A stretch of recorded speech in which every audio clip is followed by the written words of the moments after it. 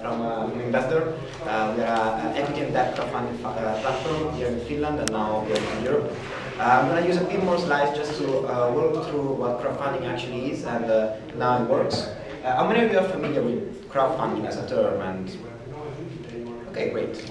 So we can just quickly go through an overview of what this term actually is and all the things that it includes. Because crowdfunding is divided in a lot of different categories, and the main ones are donation, reward, equity, and debt.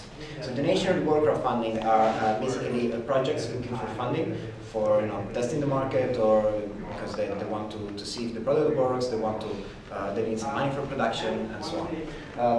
Reward crowdfunding is a really good example. It's the most popular category in the media, is Kickstarter and Medigoo.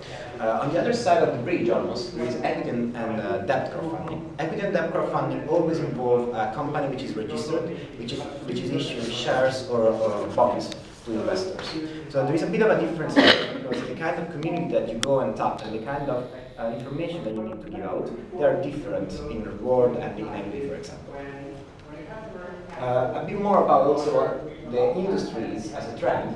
Crowdfunding has become increasingly popular. As a concept, crowdfunding is not new. It's the idea of many people coming together to support a goal. But thanks to the internet, thanks to the latest year's visibility, actually has become increasingly popular. In 2015, actually, it's getting more and more interesting. This is overall the crowdfunding industry. Of course, different categories have different percent. Equity is the one which is growing the fastest, and debt crowdfunding, from a financial point of view, is the one which is more interesting. Also, in the US has been the first IPO of a crowdfunding platform, which was a lending platform. In Europe, it's actually quite a big market. It's growing a lot. Europe is really fragmented, depending on the regulations, and the UK actually accounts for most of the crowdfunding revenues and crowdfunding deal flow within the Europe area. So the focus now that I would like to bring is on also what investor does and how we are companies and how companies can benefit from crowdfunding, from raising funding, gain visibility, and also go abroad. Equity crowdfunding is quite of a particular segment. It's relatively new and has created a lot of doubts and different impressions to existing investors, because it's difficult to place it in the right way. So what does equity crowdfunding actually do? How does it help the startups in the startup financing cycle? How we see it is that equity crowdfunding is the general purpose technology that allows companies to reach bigger and smaller investors together. What we see in rounds usually is having big investors, sometimes typical angel that invest, for example, 20, 30, 50,000 euro, maybe also join the board of the company, and then some smaller investors, even retail investors between 500 and 2,000 euro, and then join the company as a passive investor. The dynamic between these shareholders is decided before the funding round, and there might be different shareholder agreements, there might be, of course, same valuation, but different shareholder agreements or different terms, so that the company is sure what happens to the cap table after a crowdfunding round. This is really important, especially for tech companies that then want to move for VC funding, because it's bad not to have an organized cap table, because it can be a bit complicated then to get bigger investors on board. And how we see equity as well as debt crowdfunding developing the traditional financial environment is that it creates an alternative to what is traditional capital funding. So usually what happens is that it's a close group of people that negotiates a deal, and then just the deals go through. VC and private equity are a really good example for this, and usually, of course, there can be IPO or natural exits like industrial buyers. This happens a lot for tech companies, but crowdfunding not only covers tech companies but also more traditional companies, manufacturing, design, fashion. We have now a company which is called City Varasto. It's a self-storage company that is raising funding to go to First North, which is the first step of the Nasdaq stock exchange here in Finland. So it's a company which is not typical VC investments, because it's not going to be bought by Facebook. There's no easy exit there. It just has to go public. So crowdfunding creates an alternative to this environment. It's open to the public, it's transparent, and we see the natural exit as the IPO. We are actually the first equity crowdfunding platform to a secondary market, so we give investors the opportunity to sell their shares after the funding round to create liquidity, to create an exit. A traditional company that is growing, this might be profitable, the entrepreneur wants to have control over the company, maybe doesn't want to sell. But as an investor, I put 5,000 euro, maybe I want to sell my shares for personal reason, and the secondary market creates an opportunity to do so. Also a bit about ourselves. We are building the leading cross-border crowd investing platform in Europe. We believe we are the most professional in the market. We have been growing a lot in the latest years and months. And we have the first crowdfunding platform with a full broker-dealer MiFID license. This is really important for us from an internationalization perspective.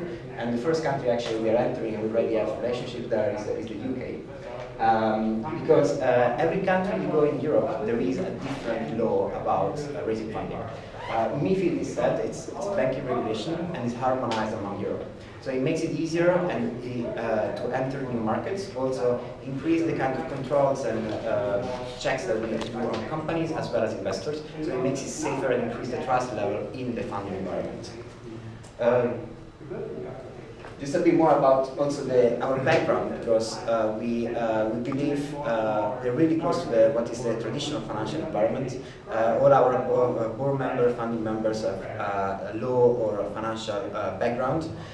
We also have equity partnership with a wealth management company here in Finland called Taleritellas and a Finnish investment bank called Summa Capital.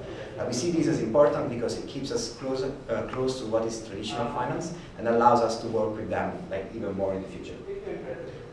There's also the operational team, just really quickly, as well as advisors both here and abroad. So a bit about our numbers. We have now 36, as of this morning, it's 36 successful cases. We had Atul Avion is a plane company that secured the round this morning. 5.4 million euro raised. The last million has been actually really big in the latest months. And over 500 applications received and 92 accept. So how does crowdfunding work for a company? So what happens when a company says, okay, I want to do crowdfunding, I want to raise funding and I want to get bigger, more investors together. The process is divided in 4 steps. The first one is preparation of the round. It's important because it sets everything that is needed for the execution of the round and the closure of the round. So the shareholder decision, the kind of rights, the price per share, the valuation, and so on.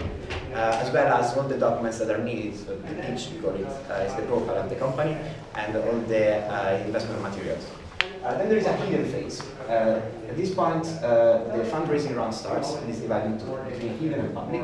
Hidden phase means the companies are raising funding from the closer network and lead investors. The goal of hidden phase is to raise around 30%.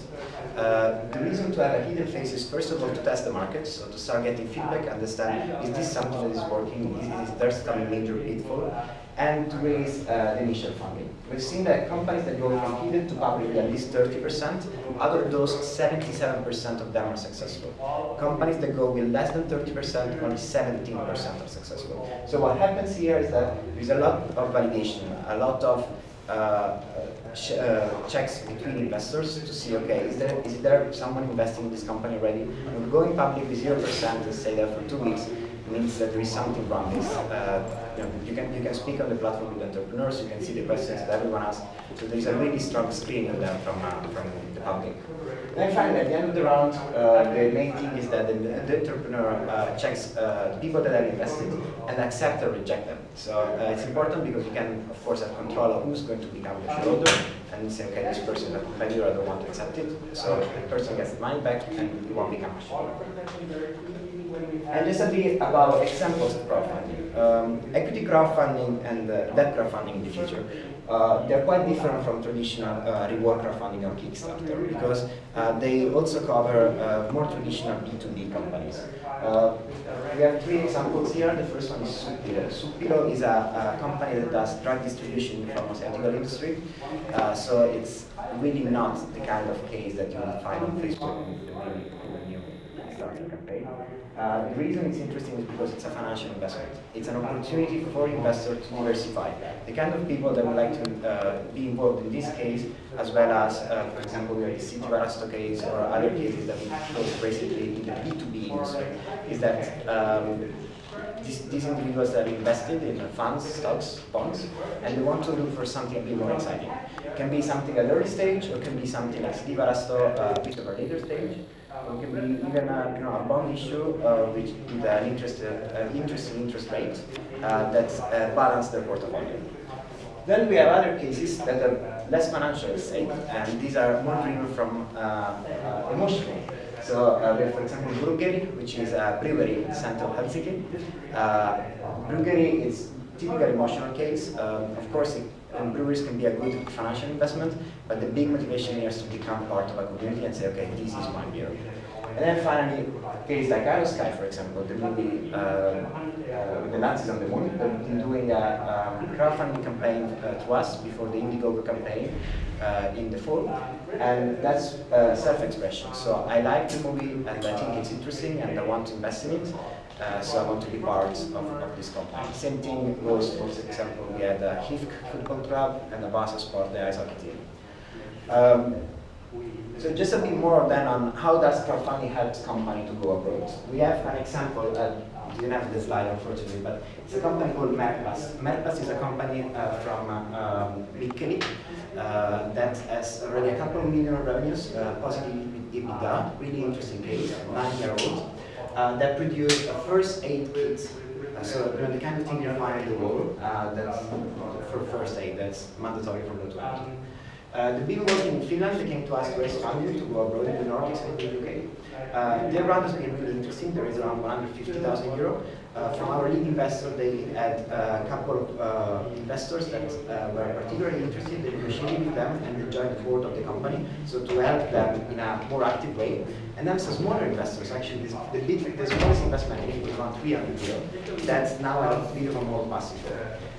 What is interesting there also is how they've been organizing the cap table.